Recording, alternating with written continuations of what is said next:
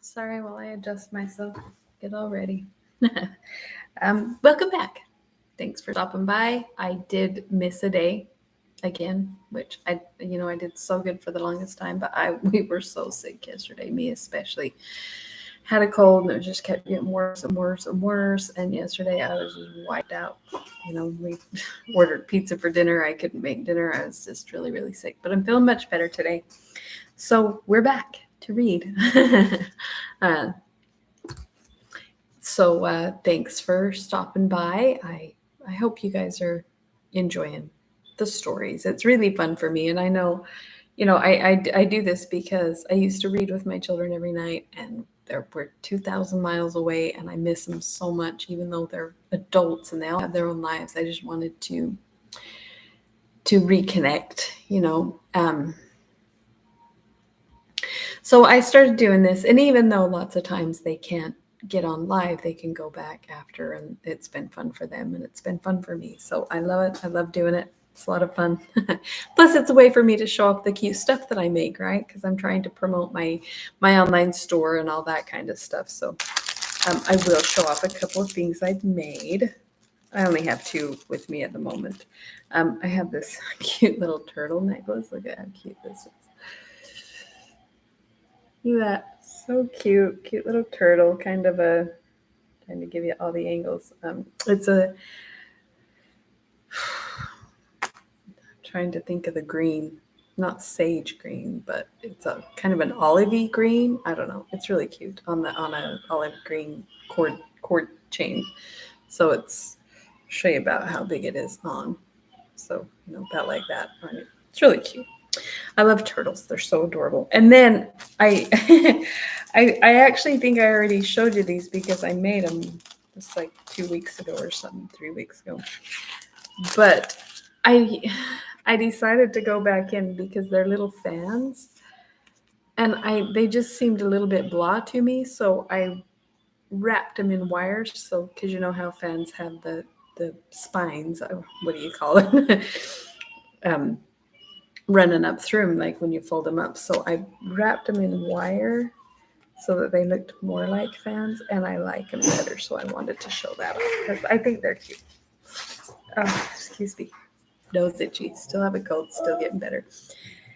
And I had a marker in my book, but somebody pulled it out, and I'm guessing it was my baby, and I'm guessing he got a hold of it. I'm just glad he didn't tear it apart.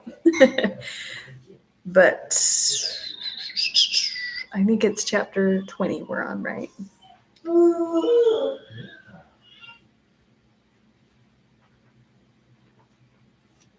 Where am I? 16. I'm a little ashamed to admit it's all in Roman numerals, so it doesn't actually say which chapter. And I know like up into the 20s, but once it gets past 30, I'm not very good at it, which I should be. I learned Roman numerals, but I don't remember. I was in grade school. I'm old. Okay, so that would be 17, 18, 19.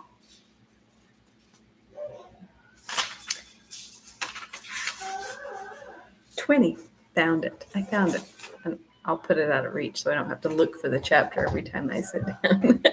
I should be all prepared and have the book ready and everything laid out, but no, because I'm always in the middle of 10 different things and my baby and cleaning and laundry and all that. And I said, 9 o'clock, grab the computer. And I sit down exactly how I am, whatever I'm in the middle of, and grab the book and hope the place isn't lost. So sorry if you have to put up with a little bit of fumbling, but here we are. Letter 20. And I still do have a little bit of a sore throat, so sorry if I sound froggy and croaky, but we're doing the best we can. Evelina in continuation. A little recap. They were going to go to the opera, I think. And so the captain, and he's so mean to Madame Duval, and she is obnoxious, but he's pretty rotten to her, and he's like, she's bad enough, and then he brings out the worst in her, And then the Clement Willoughby showed up, and the captain loves the Clement Willoughby because he is as mean to Madame Duval as the captain is. So he invited him to join their party to go to the opera, which she doesn't like because she didn't like him. He's way too friendly and familiar and acts like he just makes himself a home and a part of the party, and they don't even know him that well. The captain just likes him because he aggravates Madame Duval. Okay, so they're going to the opera. Okay, and then again, this is Evelina to the Reverend Mr. Billers. Our places were in the front row of a side box. Sir Clement Willoughby, who knew our intention, was at the door of the theatre and handed us from the carriage. We had not been seated 5 minutes before Lord Orville, who we saw in the stage box, came to us, and he honoured us with his company all the evening. Miss Mervyn and I both rejoiced that Madame Duval was absent, as we hoped for the enjoyment of some conversation, uninterrupted by her quarrels with the captain. But I soon found that her presence would have made very little alteration, for so far was I from daring to speak that I knew not where even to look.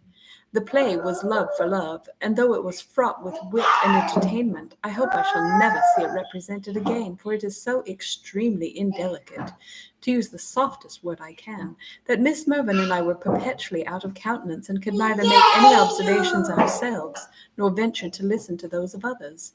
This was the more provoking, as Lord Orville was in excellent spirits and exceedingly entertaining. When the play was over, I flattered myself that I should be able to look about me with less restraint, as we intended to stay the farce. But the curtain had hardly dropped when the box door opened, and in came Mr. Lovell, the man by whose foppery and impertinence I was so much teased at the ball where I first saw Lord Orville. So that's the man she refused to dance with, and then danced with Lord Orville, and so he was so offended, and he's really obnoxious. I turned away my head and began talking to Miss Mervyn, for I was desirous to avoid speaking to him, but in vain, for as soon as he had made his compliments to Lord Orville and Sir Clement Willoughby, he returned them very coldly. He bent his head forward and said to me, I hope, ma'am, you have enjoyed your health since I had the honour. I beg 10,000 pardons, but I protest. I was going to say the honour of dancing with you. However, I meant the honour of seeing you dance. He spoke with a self-complacency that convinced me he had studied this address by way of making reprisals for my conduct at the ball. I therefore bowed slightly, but made no answer. After a short silence, he again called my attention by saying in an easy, negligent way, I think, ma'am, you was never in town before. No, sir. So I did presume. Doubtless, ma'am, everything must be infinitely novel to you. Our customs, our manners, and l'etiquette du... I can't speak French, so don't make fun of me.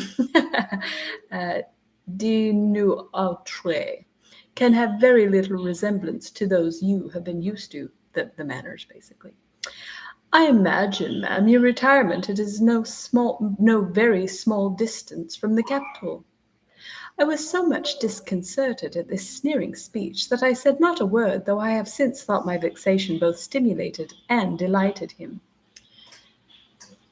The air we breathe here, however, ma'am, continued he, very conceitedly, though foreign to you, to that you have been accustomed to, has not, I hope, been at variance with your health?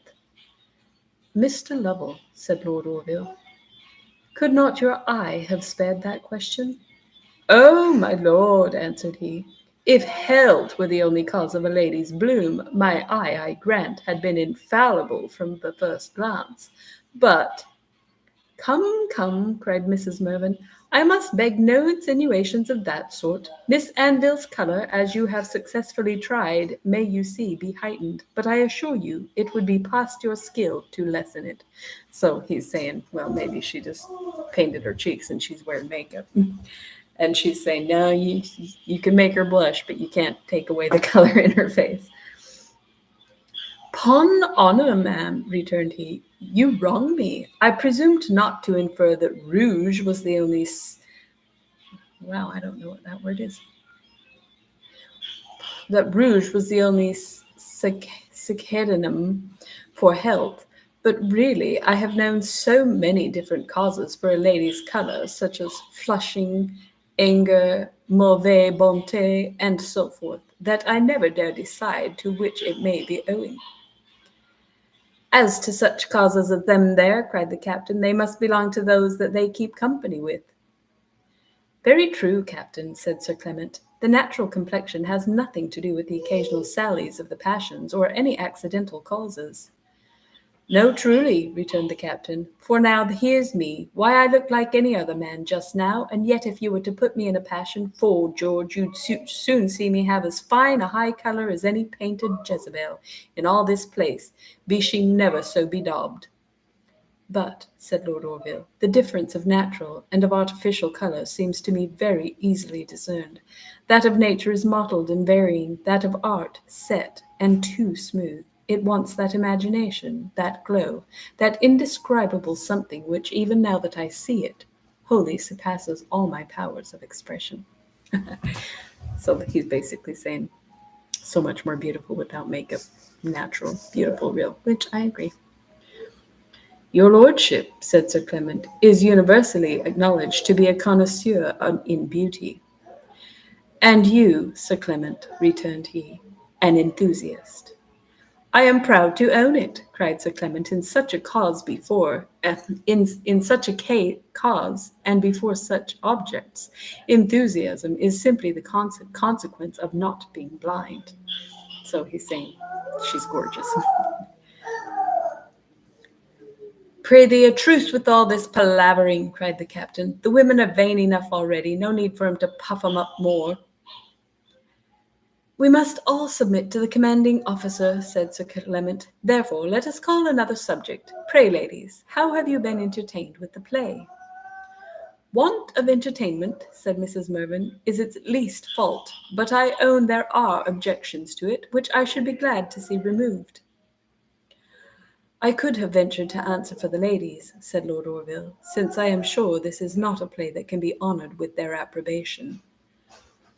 What? I suppose it's not sentimental enough, cried the captain, or else it's too good for them, for I'll maintain it's one of the best comedies in the language. It has more wit in one scene than there is in all the new plays put together. For my part, said my Lovel, I confess I seldom listen to the players. One has so much to do in looking about and finding out one's acquaintance that really one has no time to mind the stage. Pray, most affectionately fixing his eyes upon a diamond ring on his little finger, pray, what was the play tonight? Why, what the devil, cried the captain, do you come to the play without knowing what it is? Oh, yes, sir, very frequently. I have no time to read playbills. One merely comes to meet one's friends and show that one's alive. Ha! And so, cried the captain, it cost you 5 shillings a night just to show that you're alive. Well, faith, my friends should all think me dead and underground before I'd be at that expense for 'em. Howsoever, this there you may take from me. They'll find you out fast enough if you've anything to give 'em. And so you've been here all this time and don't know what the play was. Why, really, sir, a play requires so much attention, it is scarce possible to keep awake if one listens, for, indeed, by the time it is evening, one has been so fatigued with dining, or wine, or the house, or studying, that it is perfectly an impossibility. But now I think of it, I believe I have a bill in my pocket. Oh, aye, here it is. Love for love. Aye, true. Ha, ha, how could I be so stupid? Oh, easily enough as to that, I warrant you, said the captain. But by my soul, this is one of the best jokes I ever heard. Come to a play and not know what it is. Why, I suppose you wouldn't have found it out if they had fobbled you off with the scraping of fiddlers or an opera. Ha! Why, now I should have thought you might have taken some notice of one Mr. Tattle that's in this play. This sarcasm, which caused a general smile, made him colour, but turning to the captain with a look of conceit, which implied that he had a retort ready, he said, Pray, sir, give me leave to ask, what do you think of one Mr. Ben, who is also in this play? So apparently they're comparing each other to the characters. I don't know what the play is, so I don't know how funny it is, but The captain, regarding him with the utmost contempt, answered in a loud voice, "Think of him? Why, I think he's a man." And then, staring full in the face, he struck his cane on the ground with a violence that made him start.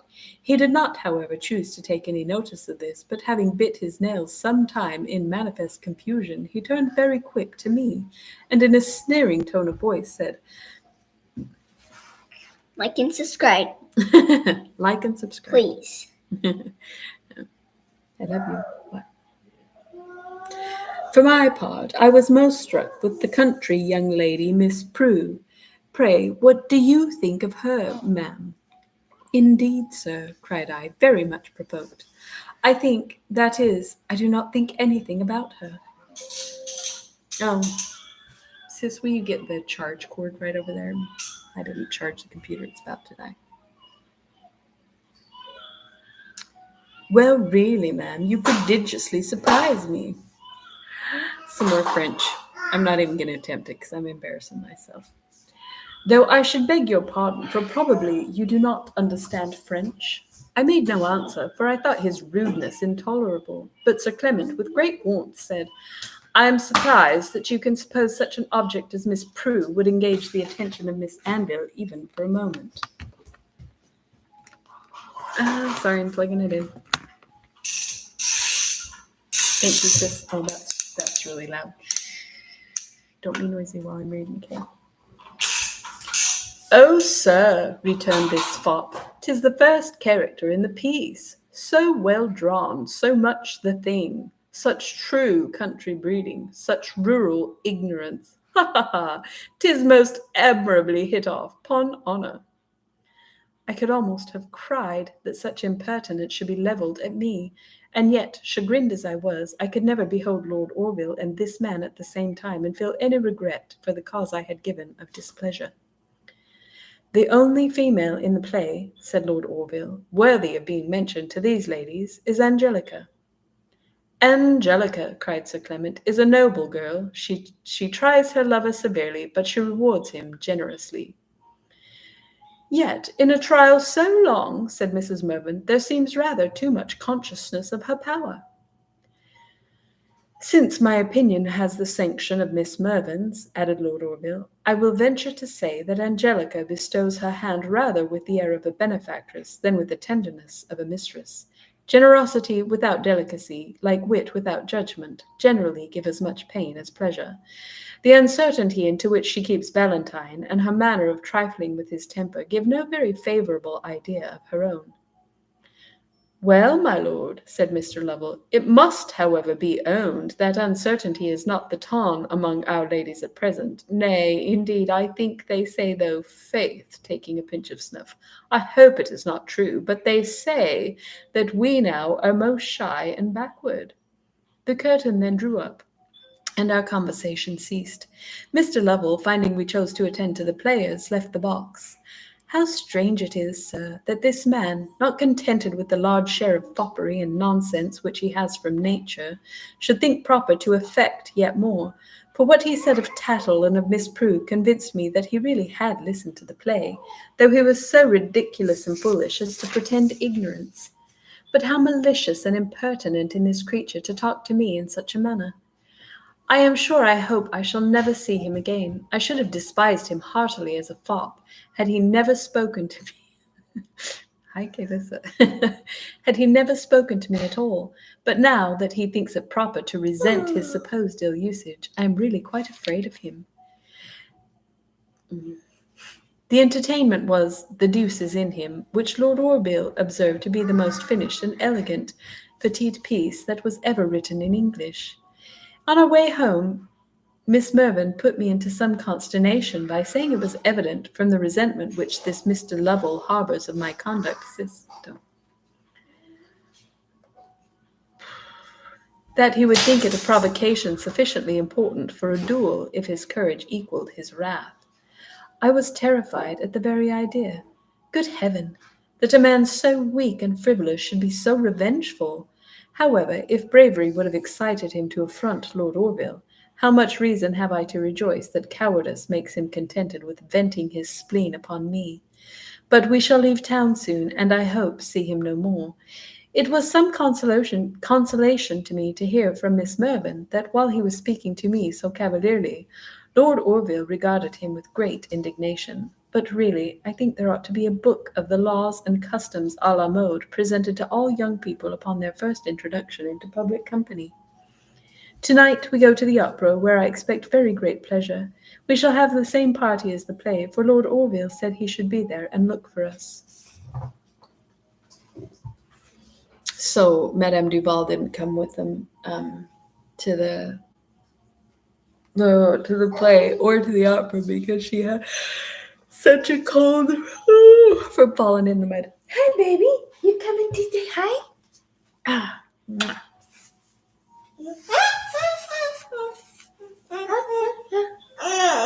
What do you see? Oh. Okay, letter 21, Evelina in continuation. I have a volume to write of the adventures of yesterday. In the afternoon... What? What are you doing? You can't push buttons, baby. Say hi. Hi. Hi.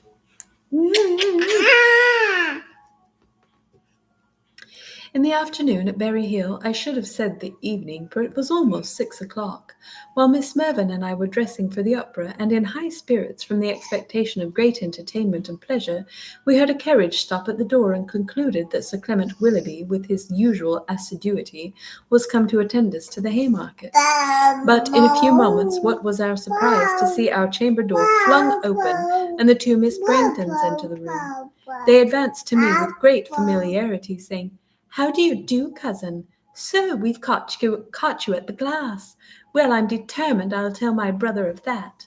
Miss Mervyn, who had never before seen them, and could not at first imagine who they were, looked so much astonished that I was ready to laugh myself, till the eldest said, "We come to take you to the opera, miss. Papa and brother are below, and we are to call for your grandmamma as we go along." "I am very sorry," answered I, "that you should have taken so much trouble, as I am engaged already." "Engaged! Lord, miss, never mind that," cried the youngest. "This young lady will make your excuses, I dare say. It's only doing as one would be done by, you know." "Indeed, ma'am," said Miss Mervyn, "I shall myself be very sorry to be deprived of Miss Anville's company this evening." "Well, miss, that is not so very good-natured in you," said Miss Brangton, "considering we only came to give our cousin pleasure. It's no good to us, it's all upon her account, for we came, and I don't know how much round about to take her up."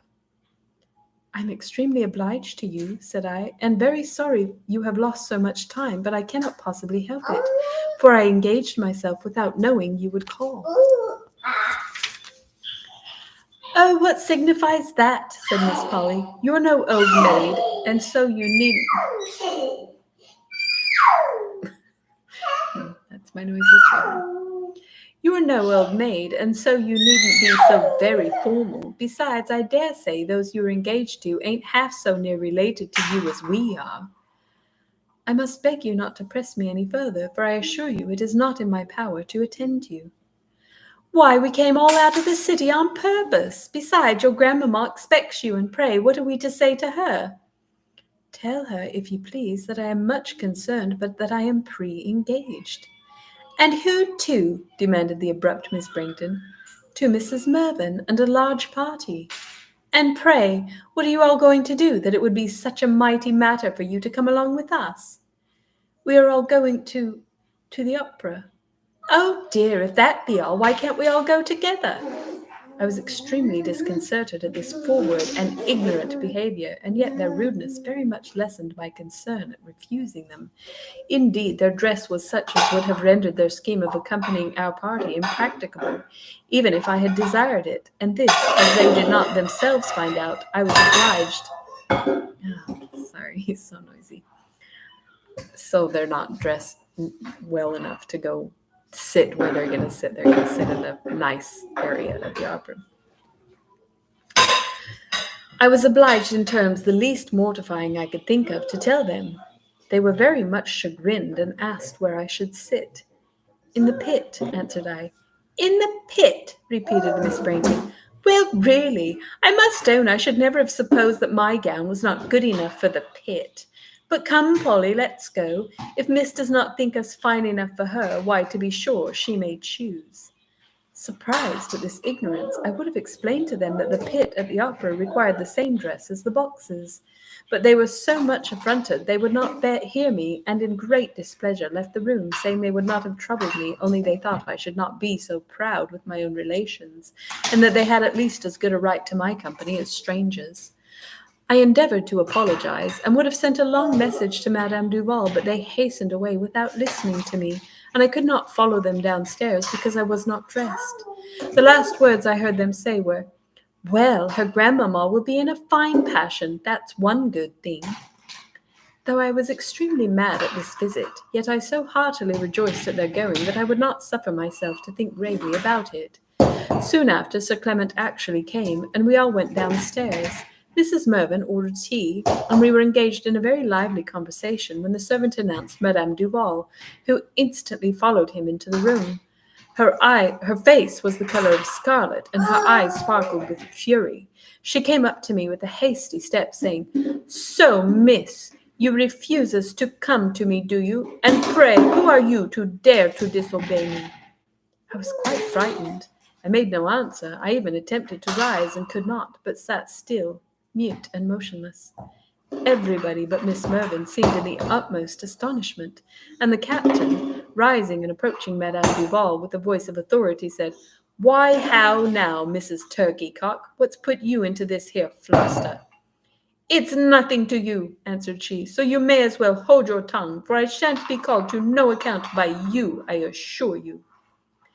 "There you're out, Madame Fury," returned he, "for you must know I never suffer anybody to be in a passion in my house but myself."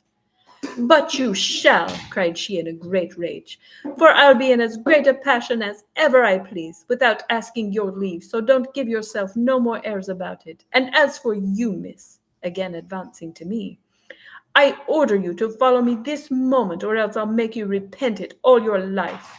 And with these words she flung out of the room.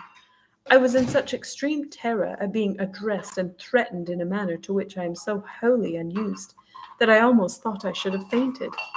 What are you doing, sis? Just giving you a little sideshow. "Don't be alarmed, my love," cried Mrs. Mervyn, "but stay where you are, and I will follow Madame Duval and try to bring her to reason."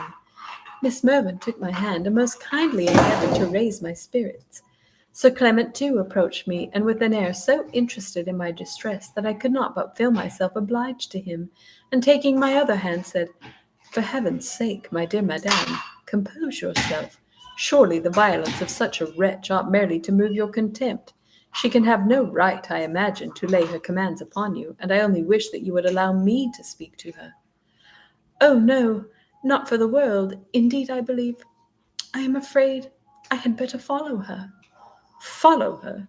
Why, my dear Miss Anville, would you trust yourself with a mad woman? For what else can you call a creature whose passions are so insolent? No, no, send her word at once to leave the house, and tell her you desire that she will never see you again." "Oh, sir, you don't know what you talk of. It would ill become me to send Madame Duval such a message." "But why," cried he, looking very inquisitive, "why should you scruple to treat her as she deserves?" See, he doesn't know that that's her grandmother. Well, do you want to come up? No? He's just going to run away now.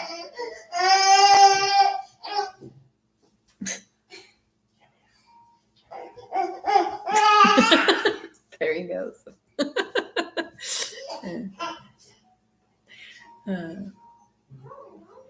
I then found that his aim was to discover the nature of her connection with me, but I felt so much ashamed of my near relationship to her that I could not persuade myself to answer him, and only entreated that he would leave her to Mrs. Mervyn, who just then entered the room. Before she could speak to me, the captain called out, "Well, Goody, what have you done with Madam French? Is she cooled a little? 'Cause if she bean't, I've just thought of a most excellent device to bring her to." "My dear Evelina," said Mrs. Mervyn, "I have been vainly endeavouring to appease her. I pleaded your engagement and promised your future attendance, but I am sorry to say, my love, that I fear her rage will end in a total breach, which I think you had better avoid if she is any further opposed. Then I will go to her, madam, cried I, and indeed it is now no matter, for I should not be able to recover my spirits sufficiently to enjoy much pleasure anywhere this evening. Sir Clement began a very warm expostulation and entreaty that I would not go, but I begged him to desist, and told him very honestly that if my compliance were not indispensably necessary, I should require no persuasions to stay. He then took my hand to lead me downstairs, but the captain desired him to be quiet, saying he would squire me himself, because, he added, exultingly rubbing his hands, I have a wipe ready for the old lady, which may serve her to chew as she goes along. We found her in the parlour. Oh, you're come at last, miss, are you? Fine airs you give yourself indeed, ma foi. If you had not come, you might have stayed, I assure you, and have been a beggar for your pains. Hey day, madam, cried the captain, prancing forward with a look of great glee. What, ain't you got out of that there passion yet? Why then, I'll tell you what to do to cool yourself. Call upon your old friend Monsieur Slippery, who is with you at Ranelagh, and give my service to him, and tell him, if he sets any store by your health, that I desire he'll give you another such souse as he did before. He'll know what I mean, and I'll warrant you he'll do it for my sake. Let him if he dares, cried Madame Duval. But I shan't stay to answer you no more. You are a vulgar fellow, and so, child, let us leave him to himself. Hark ye, madam, cried the captain, you'd best not call names, because, d'ye see, if you do, I shall make bold to show you the door. She changed colour, and saying, Pardi, I can show it myself, hurried out of the room, and I followed her into a hackney coach. But before we drove off, the captain, looking out of the parlour window, called out, Do you hear, madam? Don't forget my message to Monsieur. You will believe our ride was not the most agreeable in the world. Indeed, it would be difficult to say which was least pleased, Madame Duval or me, though the reason of our discontent was so different. However, Madame Duval soon got the start of me, for we had hardly turned out of Queen Anne Street when a man running full speed stopped the coach. He came up to the window, and I saw he was the captain's servant. He had a broad grin on his face and panted for breath. Madame Duval demanded his business. Madam, answered he, my master desires his compliments to you, and he says he wishes it well over with you. Madame Duval instantly darted forward and gave him a violent blow on the face. Take that back for your answer, sir, cried she, and learn to grin at your betters another time. Coachman, drive on. The servant was in a violent passion and swore terribly, but we were soon out of hearing. The rage of Madame Duval was greater than ever, and she had inveighed against the captain with such fury that I was even apprehensive she would have returned to his house, purposely to reproach him, which she repeatedly threatened to do. Nor would she, I believe, have hesitated a moment, but that, notwithstanding her violence, he has really made her afraid of him. When we came to her lodgings, we found all the Brangdons in the passage, impatiently waiting for us with the door open. Only see, here's Miss, cried the brother. Well, I declare, I thought as much, said the younger sister.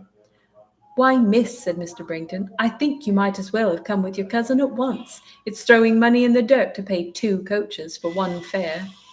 Oh, father, cried the son, make no words about that, for I'll pay for the coach that miss had. Oh, I know very well, answered Mr. Brangton, that you're always more ready to spend than to earn. I then interfered and begged that I might myself be allowed to pay the fare, as the expense was incurred upon my account, and all said no, and proposed the same coach should carry us on to the opera. While this passed, the Miss Brangtons were examining my dress, which indeed was very improper for my company, and as I was extremely unwilling to be so conspicuous amongst them, I requested Madame Duval to borrow a hat or bonnet for me of the people of the house, but she never wears either herself, and thinks them very English and barbarous. Therefore she insisted that I should go full dressed, as I had prepared myself for the pit, though I made many objections. We were then all crowded into the same carriage, but when we arrived at the opera house, I contrived to pay the coachman. They made a great many speeches, but Mr. Brangton's reflection had determined me not to be indebted to him. Hi. Hi. Can say hi. Hi. What? Well, you can't push buttons.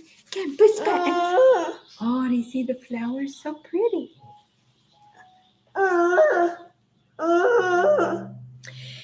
If I had not been too much chagrined to laugh, I would have been extremely diverted at their ignorance of whatever belongs to an opera.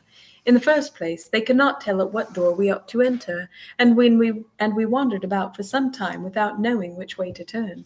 They did not choose to apply to me, though I was the only person of the party who had ever before been at an opera, because they were unwilling to suppose that their country cousin, as they were pleased to call me, should be better acquainted with any London public place than themselves. I was very indifferent and careless upon this subject, but not a little uneasy at finding that my dress, so different from that of the company to which I belonged, attracted general notice and observation. So she looks way too nice for them. It's like you know, wearing an evening gown to the office party. What are you doing? Oh, you're showing off? Oh, so pretty. Oh. Oh. I love you. Yeah, so nice. In a short time, however, we arrived at one of the doorkeeper's bars, and Mr. Brangton demanded for what part of the house they took money. They answered the pit, and regarded us all with great earnestness. The son then advancing said, "Sir, if you please, I beg that I may treat Miss." "We'll settle that another time," answered Mr. Brangton, and put down a guinea. 2 tickets of admission were given to him. Mr. Brangton, in his turn, now stared at the doorkeeper, and demanded what he meant by giving him only 2 tickets for a guinea. "Only 2, sir," said the man. "Why, don't you know that the tickets are half a guinea each?" "Half a guinea each," repeated Mr. Brangton. "Why, I never heard of such a thing in my life. And pray, sir, how many will they admit?" "Just as usual, sir, 1 person each." "But 1 person for half a guinea! Why, I only want to sit in the pit, friend." "Had not the ladies better sit in the gallery, sir? For they'll hardly choose to go into the pit with their hats on." "Oh, as to that," cried Miss... Oh, sorry, wrong voice. "Oh, as to that," cried Miss Brangton, "if our hats are too high, we'll take them off when we get in. I shan't mind it, for I did my hair on purpose." Another party then approaching, the doorkeeper could no longer attend to Mr. Brangton, who, taking up the guinea, told him it should be long enough before he'd see it again, and walked away. The young ladies, in some confusion, expressed their surprise that their papa should not know the opera's prices, which, for their parts, they had read in the papers 1,000 times.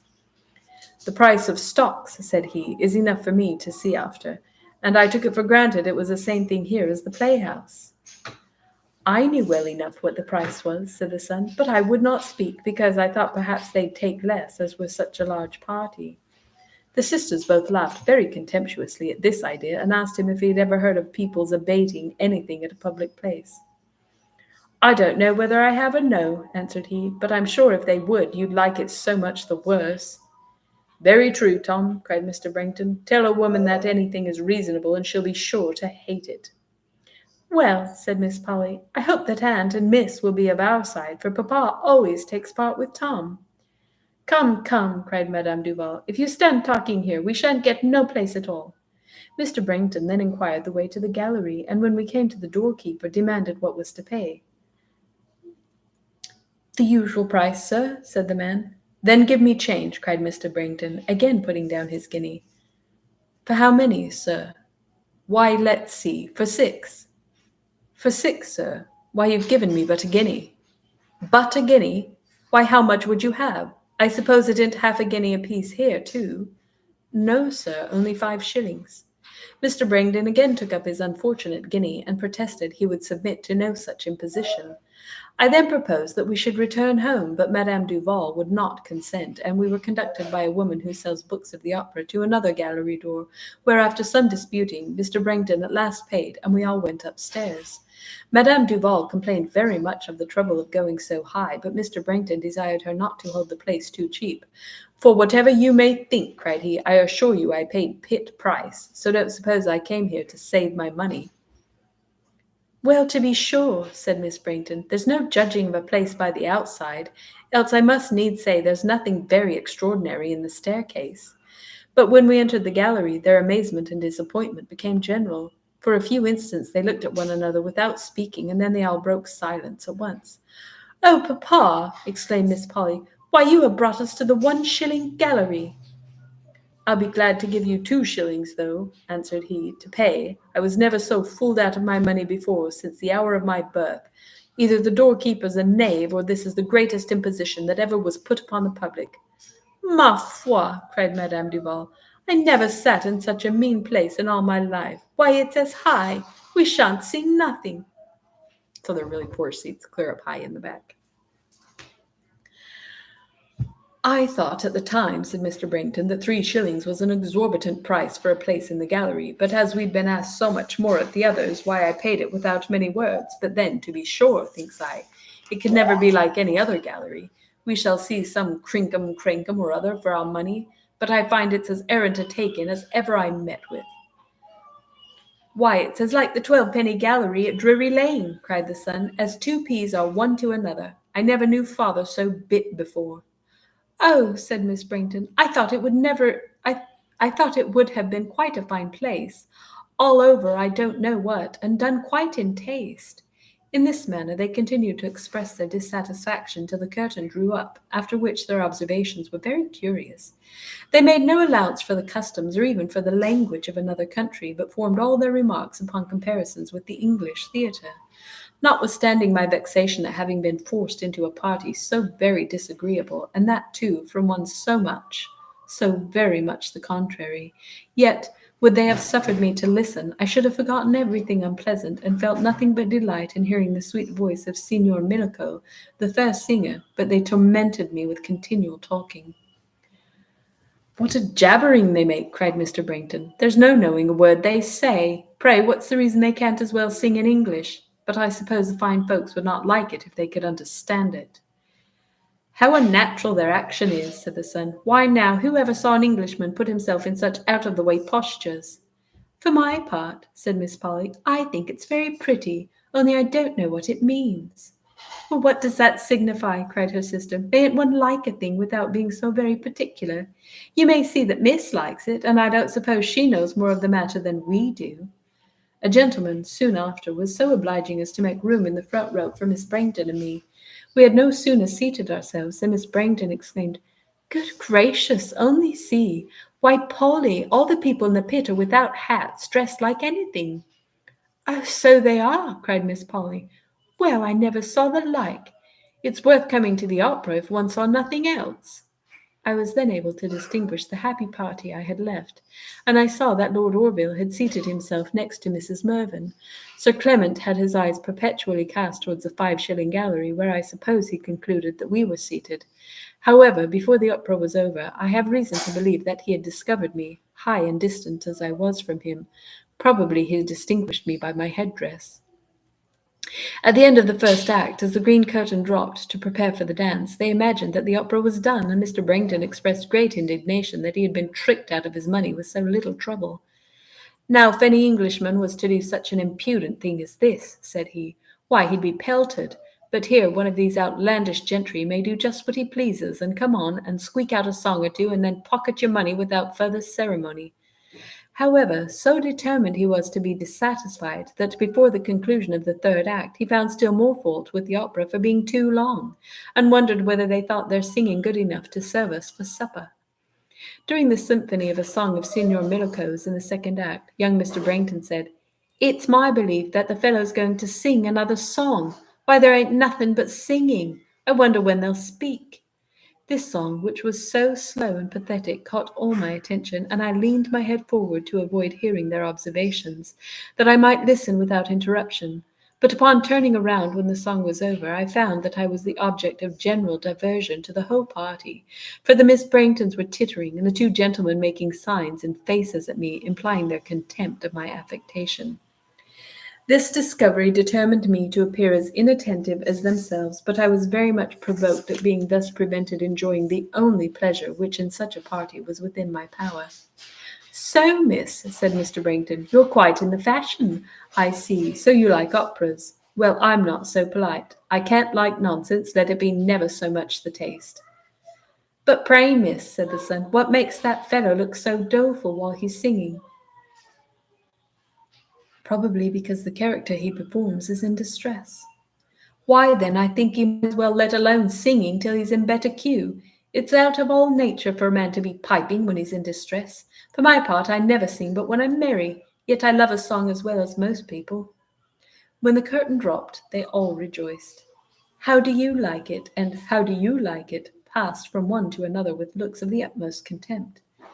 "As for me," said Mr. Brankton, "they've caught me once, but if ever they do again, I'll give 'em leave to sing me to Bedlam for my pains. For such a heap of stuff never did I hear. There isn't 1 ounce of sense in the whole opera, nothing but one continued squeaking and squalling from beginning to end." "If I had been in the pit," said Madame Duval, "I should have liked it vastly, for music is my passion, but sitting in such a place as this is quite unbearable." Miss Brangden, looking at me, declared that she was not genteel enough to admire it. Miss Polly confessed that if they would but sing in English, she should like it very well. The brother wished he could raise a riot in the house, because then he might get his money again, and finally they all agreed that it was monstrous dear. During the last dance, I perceived standing near the gallery door Sir Clement Willoughby. I was extremely vexed, and would have given the world to have avoided being seen by him. My chief objection was from the apprehension that he would hear Miss Brangston call me cousin. I fear you will think this London journey has made me grow very proud, but indeed this family is so low-bred and vulgar that I should be equally ashamed of such a connection in the country or anywhere. And really I had already been so much chagrined that Sir Clement had been a witness of Madame Duval's power over me, that I could not bear to be exposed to any further mortification. As the seats cleared, by parties going away, Sir Clement approached nearer to us. The Miss Brangtons observed with surprise what a fine gentleman was come into the gallery, and they gave me great reason to expect that they would endeavour to attract his notice by familiarity with me whenever he should join us, and so I formed a sort of plan to prevent any conversation. I'm afraid you will think it wrong, and so I do myself now, but at the time I only considered how I might avoid immediate humiliation. As soon as he was within 2 seats of us, he spoke to me. "I am very happy, Miss Anville, to have found you, for the ladies below have had such an humble attendant, and therefore I am come to offer my services here." "Why then," cried I, not without hesitating, "if you please, I will join them." "Will you allow me the honour of conducting you?" cried he eagerly, and instantly taking my hand, he would have marched away with me, but I turned to Madame Duval and said, "As our party is so large, madam, if you will give me leave, I will go down to Mrs. Mervyn, and I may not crowd you in the coach." And then, without waiting for an answer, I suffered Mr. Clement to hand me out of the gallery. I'm sorry, this last chapter is really long. I didn't expect it to go so far. Probably should have just done one. But I'm enjoying it. Madame Duval, I doubt not, will be very angry, and so I am with myself now, and therefore I cannot be surprised. But Mr. Brankton, I am sure, will easily comfort himself in having escaped the additional coach expense of carrying me to Queen Anne Street. As to his daughters, they had no time to speak, but I saw they were in utter amazement. My intention was to join Mrs. Mervyn and accompany her home. Sir Clement was in high spirits and good humour, and all the way we went I was fool enough to rejoice in secret at the success of my plan. Nor was it till we got downstairs and amidst the servants that any difficulty occurred to me of meeting with my friends. I then asked Sir Clement how I should contrive to acquaint Mrs. Mervyn that I had left Madame Duval. "I fear it will be almost impossible to find her," answered he, "but you can have no objection to permitting me to see you safe home." He then desired his servant, who was waiting, to order his chariot to draw up. This quite startled me. I turned to him hastily and said that I could not think of going away without Mrs. Mervyn. "But how can we meet with her?" cried he. "You will not choose to go into the pit yourself. I cannot send a servant there, and it is impossible for me to go and leave you alone." The truth of this was indisputable, and totally silenced me. Yet as soon as I could recollect myself, I determined not to go in his chariot, and told him I believed I had best return to my party upstairs. He would not hear of this, and earnestly entreated me not to withdraw the trust I had reposed in him. While he was speaking, I saw Lord Orville with several ladies and gentlemen coming from the pit passage. Unfortunately, he saw me too, and leaving his company, advanced instantly towards me, and with an air and voice of surprise said, "Good heavens, do I see Miss Anville?" I now most severely felt the folly of my plan and the awkwardness of my situation. However, I hastened to tell him, though in a hesitating manner, that I was waiting for Mrs. Mervyn. But what was my disappointment when he acquainted me that she was already gone home? I was inexpressibly distressed. To suffer Lord Orville to think me satisfied with the single protection of Sir Clement Willoughby I could not bear. What do you have? What do you have? Is that Kayla's game? Should we turn it off because it's noisy?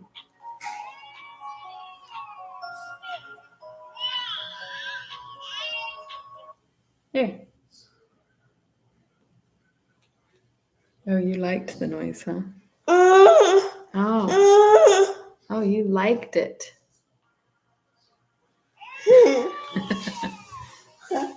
Okay. I love you, baby.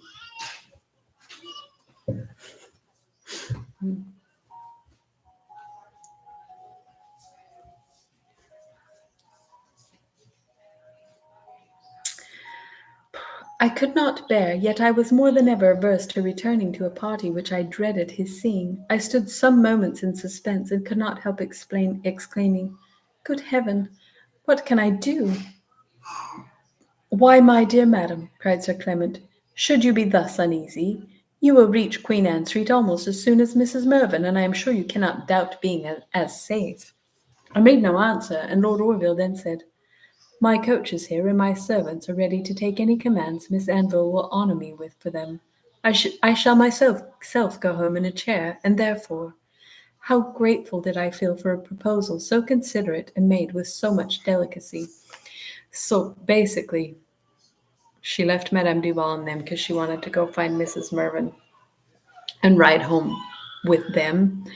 But they were clear down in another part of the opera, so she headed out with Sir Clement Willoughby, and he was delighted because he just wants to take her home himself and be alone with her, which is very inappropriate, in that time for them to be alone together.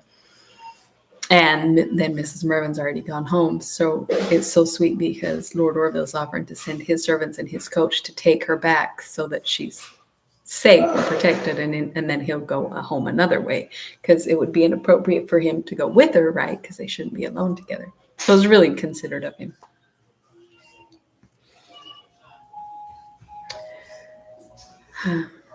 I should gladly have accepted it, but had I been permitted, but Sir Clement would not let him even finish his speech.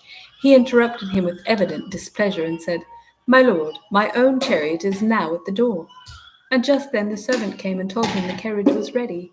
He begged to have the honour of conducting me to it, and would have taken my hand, but I drew it back, saying, "I can't indeed. Pray, go by yourself, and as to me, let me have a chair." "Impossible," cried he with vehemence. "I cannot think of trusting you with strange chairmen. I cannot answer it to Miss Mervyn.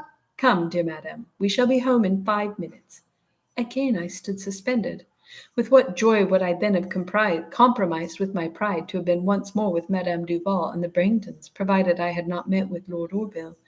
However, I flatter myself that he not only saw but pitied my embarrassment, for he said in a tone of voice unusually softened, "To offer my services in the presence of Sir Clement Willoughby would be superfluous, but I hope I need not assure Miss Anville how happy it would make me to be of the least use to her." I curtsied my thanks. Sir Clement, with great earnestness, pressed me to go, and while I was thus uneasily deliberating what to do, the dance, I supposed, finished, for the people crowded downstairs. Had Lord Orville then repeated his offer, I would have accepted it, notwithstanding Sir Clement's repugnance. But I fancy he thought it would be impertinent. In a very few minutes I heard Madame Duval's voice as she descended from the gallery. "Well," cried I hastily, "if I must go—" I stopped, but Sir Clement immediately handed me into his chariot, called out, "Queen Anne Street," and then jumped in himself. Lord Orville, with a bow and a half-smile, wished me good night. My concern was so great at being seen and left by Lord Orville in so strange a situation that I should have been best pleased to have remained wholly silent during our ride home. but Sir Clement took care to prevent that. He began by making many complaints of my unwillingness to trust myself with him, and begged to know what could be the reason. This question so much embarrassed me that I could not tell what to answer, but only said that I was sorry to have taken up so much of his time. "Oh, Miss Anville," cried he, taking my hand, "if you knew with what transport I would dedicate to you not only the present, but all the future time allotted to me, you would not injure me by making such an apology." I could not think of a word to say to this, nor to a great many other equally fine speeches with which he ran on, though I would fain have withdrawn my hand, and made almost continual attempts, but in vain, for he actually grasped it between both his without any regard to my resistance. "You coming?"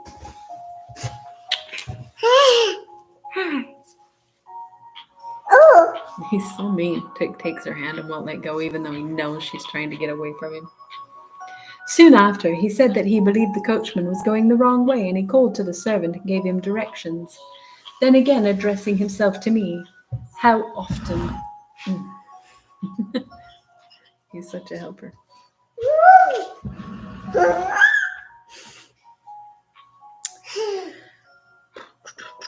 "How assiduously have I sought an opportunity of speaking to you without the presence of that brute, Captain Mervyn. Fortune has now kindly favoured me with one, and permit me," again seizing my hand, "permit me to use it in telling you that I adore you." I was quite thunderstruck at this abrupt and unexpected declaration. For some moments I was silent, but when I recovered from my surprise, I said, "Indeed, sir, if you were determined to make me repent leaving my own party so foolishly, you have very well succeeded." "My dearest life," cried he, "is it possible you can be so cruel? Can your nature and your countenance be so totally opposite?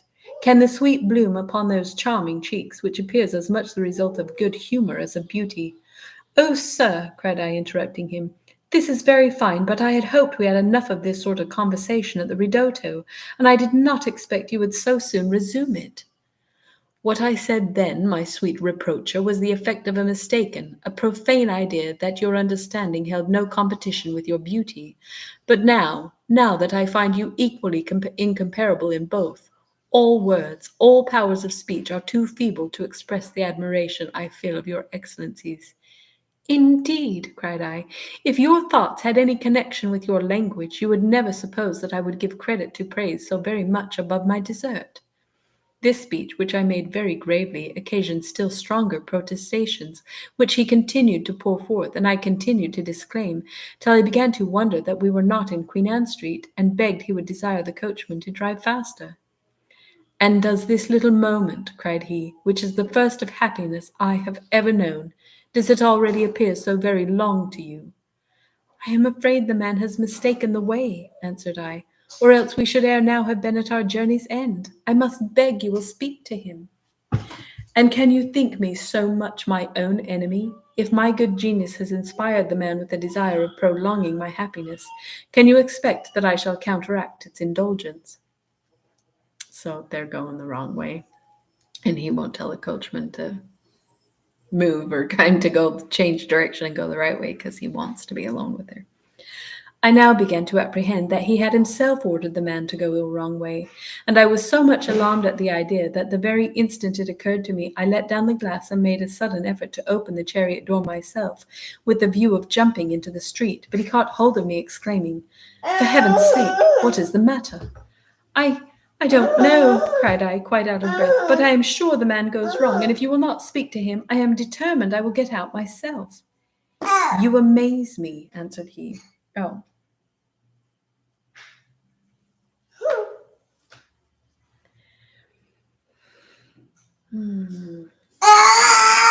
Is it not playing the music? Did you get out of the game? Oh, well, I don't know what game it was. Go ask Kalissa to help you. He got out of it. Now he's mad because it's not playing the music.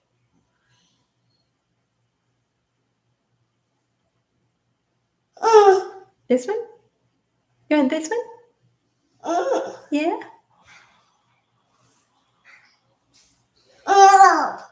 Oh, well, be nice to my phone. Is it? Oh, you're just funny.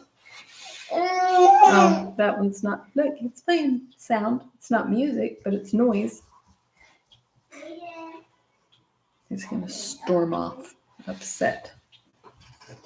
So he turned his own music off. Okay, Lissa. Oh, never mind. He went to play with her. Oh, he liked the music that was playing on that other game. Will you turn it back on? I don't know what it was.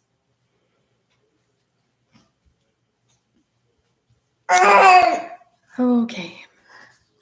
You amaze me, answered he, still holding me. I cannot imagine what you apprehend. Surely you can have no doubts of my honor. He drew me towards him as he spoke. I was frightened dreadfully and could hardly say, No, sir, no, none at all, only Mrs. Mervyn, I think she will be uneasy. Whence this alarm, my dearest angel? What can you fear? My life is at your devotion, and can you then doubt my protection? And so saying, he passionately kissed my hand. Never in my whole life have I been so terrified. I broke forcibly from him, and putting my head out of the window, called aloud to the man to stop. Where we then were, I know not, but I saw not a human being, or I should have called out for help. Sir Clement, with great earnestness, endeavoured to appease and compose me. If you do not intend to murder me, cried I, for mercy's sake, for pity's sake, let me get out. Compose your spirits, my dearest life, cried he, and I will do everything you would have me. And then he called to the man himself, and bid him make haste to Queen Anne Street. This stupid fellow, continued he. Oh, so he wants to come and let the music play right here while I'm reading.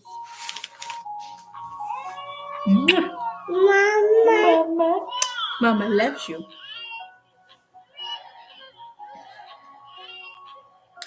This stupid fellow, continued he, has certainly mistaken my orders, but I hope you are now fully satisfied. I made no answer, but I kept my head at the window, watching which way he drove, but without any comfort to myself, as I was quite unacquainted with either the right or the wrong. Sir Clement now poured forth abundant protestations of honour and assurances of respect, entreating my pardon for having offended me, and beseeching my good opinion, but I was quite silent, having too much apprehension to make reproaches, and too much anger to speak without. In this manner we went through several streets, till at last, to my great terror, he suddenly ordered the man to stop, and said, Miss Anville, we are now within 20 yards of your house. Uh-oh. You pushing buttons, huh?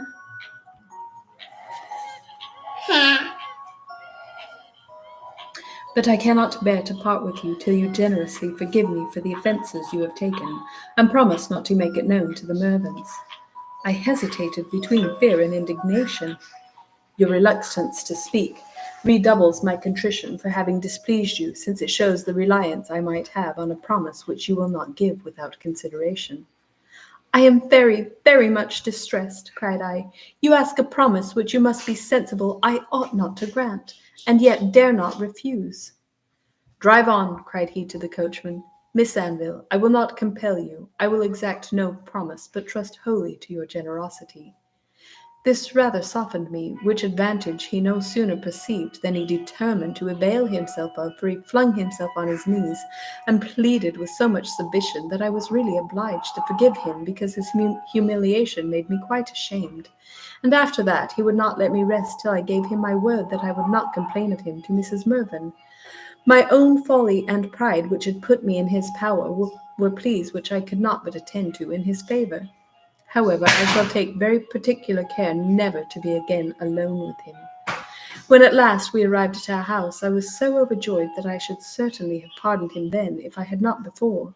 But as he handed me upstairs, he scolded his servant aloud and very angrily for having gone so much out of the way.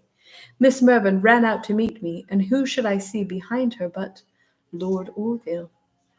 All my joy now vanished, and gave place to shame and confusion, for I could not endure that he should know how long a time Sir Clement and I had been together, since I was not at liberty to assign any reason for it. They all expressed great satisfaction at seeing me, and said they had been extremely uneasy and surprised that I was so long coming home, as they had heard from Lord Orville, but that I was not with Madame Duval. Sir Clement, in an affected passion, said that his booby of a servant had misunderstood his orders, and was driving us to the upper end of Piccadilly. For my part, I only coloured, for though I would not forfeit my word, I yet disdained to confirm a tale in which I had myself no belief.